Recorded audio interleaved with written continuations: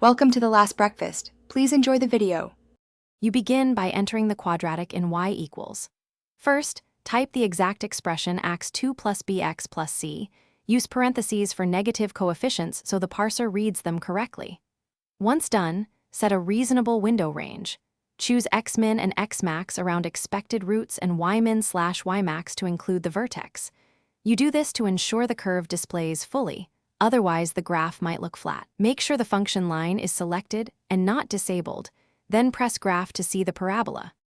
Once the parabola appears, locate key features with the calculator's analysis tools. Use Calc, second trace, to select minimum or maximum, pick a left bound, then a right bound, then a guess so the device isolates the vertex precisely. To find roots, use the 0 command with left/right bounds and a guess near each intercept.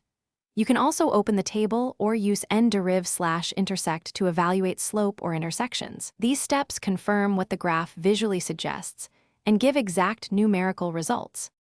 To finish, read off and record the vertex coordinates, axis of symmetry, roots, and the y-intercept from the analysis outputs and table. These are your final answers. If the graph seems wrong, make sure coefficients were entered correctly and adjust the window. A too large scale hides curvature.